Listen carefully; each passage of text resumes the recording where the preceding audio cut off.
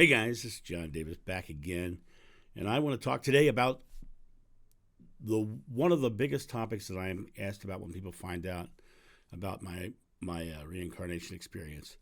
Um, the question is an interesting one, and the question is: did Jesus resurrect? Did he come back to life?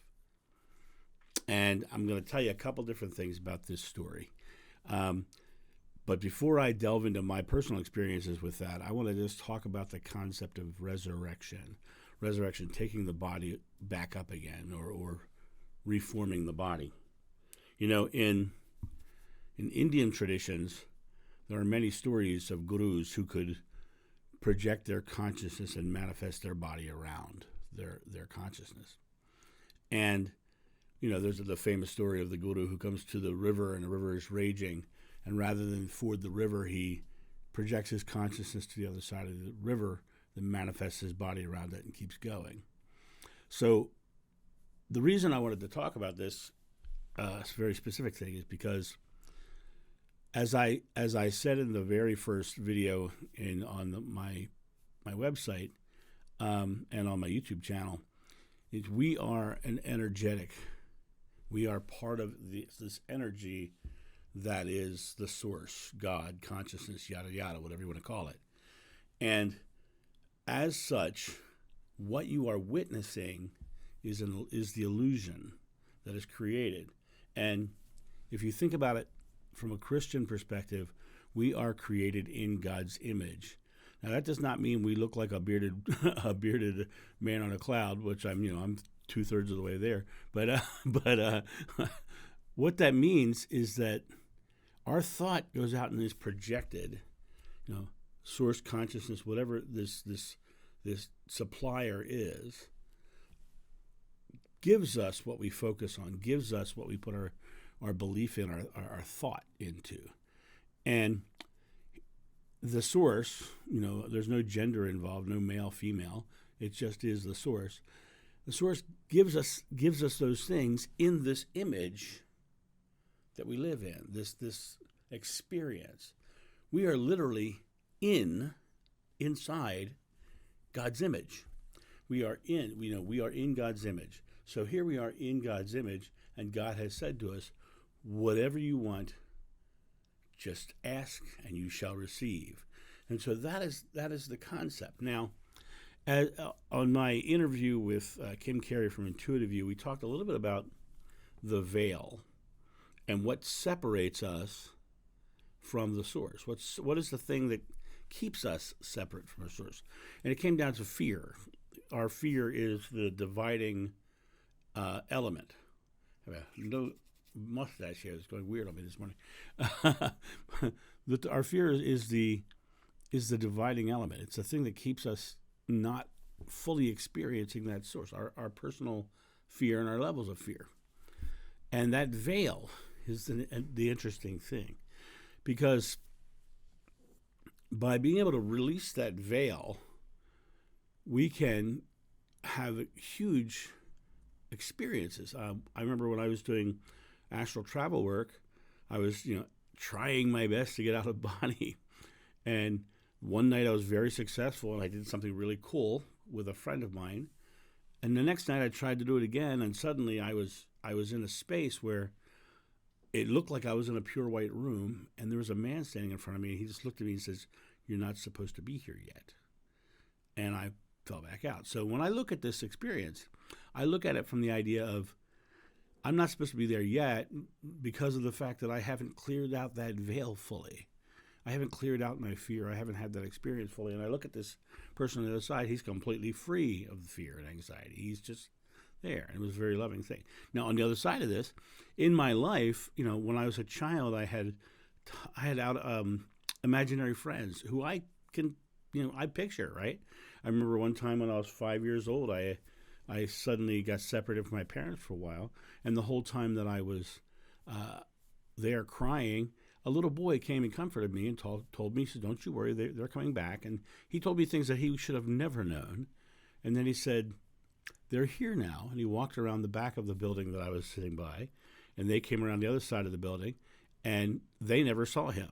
So it, later on in life, when I was into real estate, I was at a real estate conference, and there was a man there who kept looking at me, kind of strange, and he and I ended up skipping the rest of the conference and sitting out in the lobby talking. And he says, "So what have you learned?" And the more he talked, the more I realized is he wasn't talking about real estate. He was talking about what I've learned in the here and now spiritually. And I suddenly realized that this person I was talking to had a different understanding of who we are. You know, a lot of people would have called them angels. I had an experience in Georgia where I was backing a camper. I had an Airstream travel trailer, and I was backing it into a site. And a man walks up and he says, "Hey, I wanted to let you know the power's out on this site."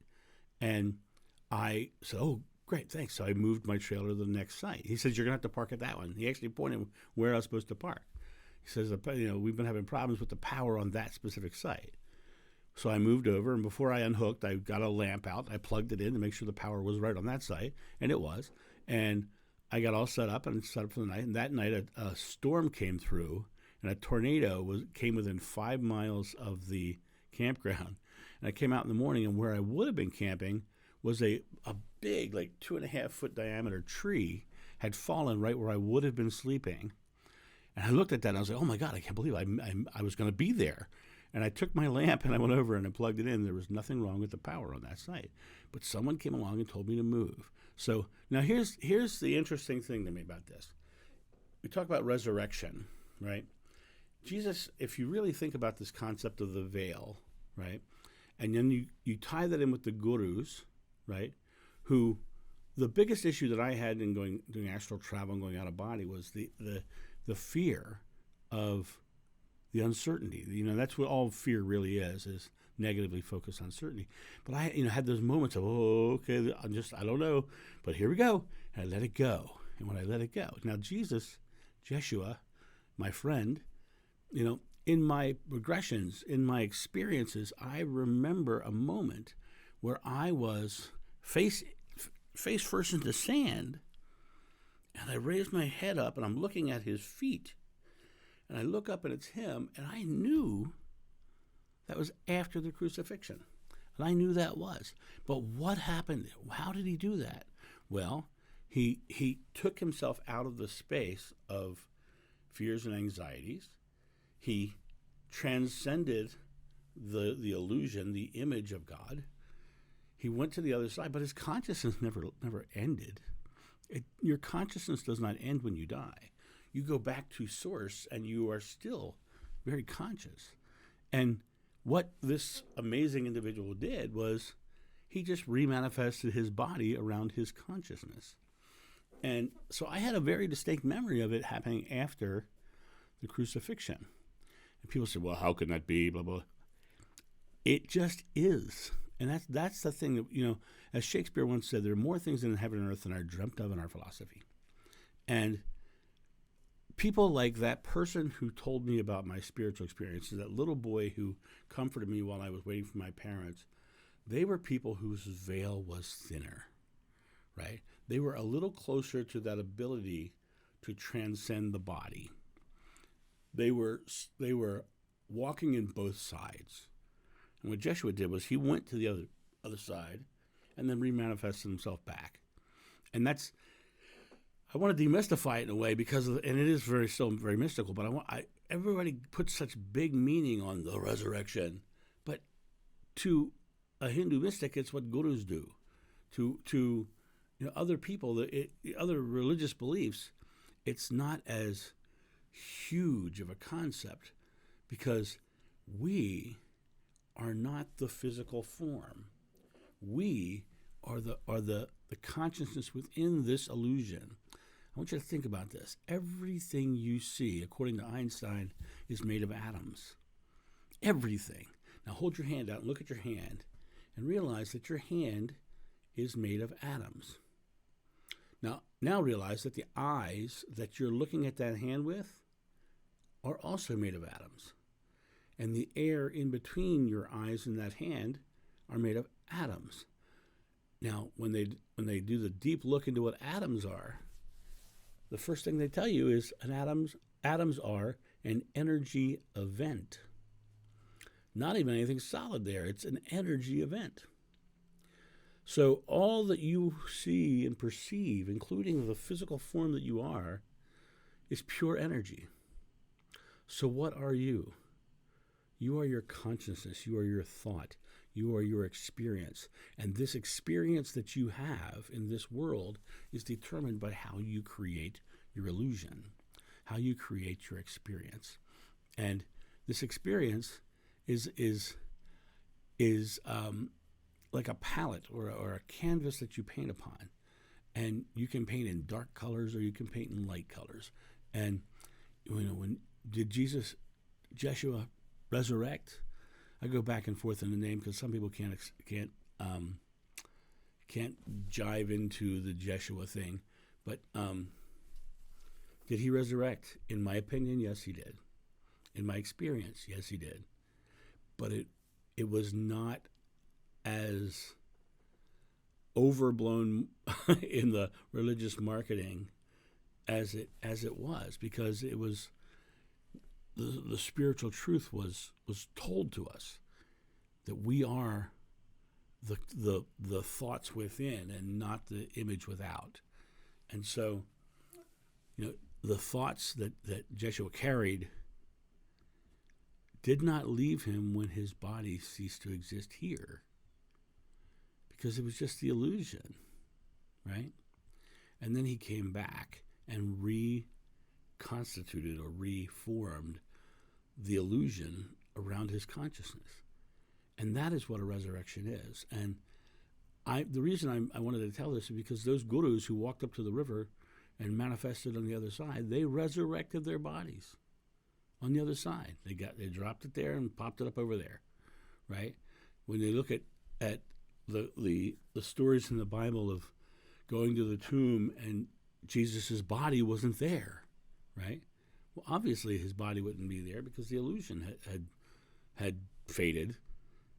And then, interestingly enough, when they talk about seeing him after, they said there's one moment where they said in the Bible, they talked about they see him and he's like, "Don't touch me yet because I'm not fully back." Basically, I don't know the exact. That wasn't the wording he used in ancient Aramaic, but because he was still manifesting the body when they came up on him, when they saw him, he was still bringing that consciousness together, and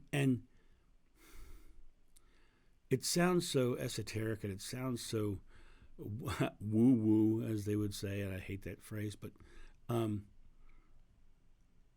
it's simple.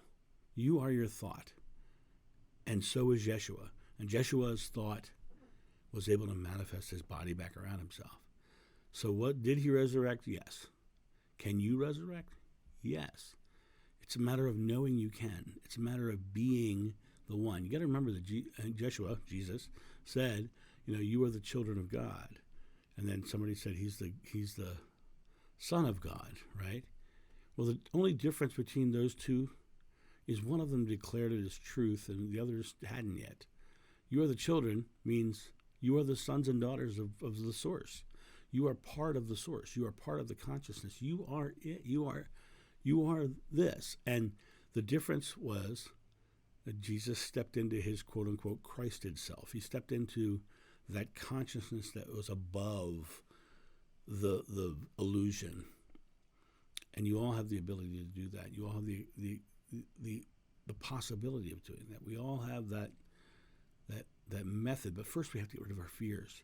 We have to release our fears. We have to live fearlessly, because the struggle that we have here is the veil. We struggle against the veil. And Buddha said the secret to enlightenment is the eradication of fear. And so you want to look at that fear as the thing that's hindering you from experiencing more. Can you resurrect? Absolutely. Will you resurrect? Who knows? You might get over the other side and like it. But the ability that Jeshua showed is not solely his. And he never, ever wanted to be deified. He everything he said and did was all about saying, look, I did this, and so can you. The greater works than I have done, you will do. It is your faith that heals you. Whatever you ask in God's name is granted. Nothing will be impossible for you. He didn't say nothing will be impossible for you if you ask me to do it. He never said that. He never said, whatever you ask in God's name and I think you're worthy of it. He never said that. He said, whatever you ask, you shall receive if you have faith. What is faith? Faith is belief. All you have to do is believe, right? And that's how the resurrection happened. He knew he could. He understood his divinity. He stepped outside of his fear, and he manifested his body again. And it sounds crazy. I know. It's hard to imagine in this physical world that we live in. But that's what I know. That's what I remember. Now, do I have that ability? No. I have not been there yet. I still have not released my fears yet. I still am going through the same things that you have. I'm not at that level. I hate using the word level because it's not about hierarchy. It's about where we are on our journey. And in my interview with Kim recently, I said, when two people are heading for the same destination, and one person leaves 2 hours before the other one, is the person 2 hours down the road better than the person who hasn't left yet? No. They just have more information. And not only do they have more information, they have a bigger responsibility because now they have the responsibility of sharing the pitfalls and challenges in the journey, telling them where they have to detour, tell them where they have to, they come back and give you the information so that your trip is easier. That's what people like Jeshua did. And that guy at that real estate seminar and that little boy who talked to me as my parents were coming back. That is what this is all about. We have to release our fears, get past our anxieties, and come to a space where we understand. And when I stepped across in that out-of-body experience and that person told me, you're not supposed to be here yet, because I haven't gotten to the point where I've cleared out the fears and the anxieties to go there. So that is today's video, and I hope that there's something in there for you. But realize that my friend Jeshua never felt he was better than or higher than you. He felt that he had figured something out, and he was trying to tell you about it. So there you go. Have a great day, and I'll talk to you soon. See ya. Bye.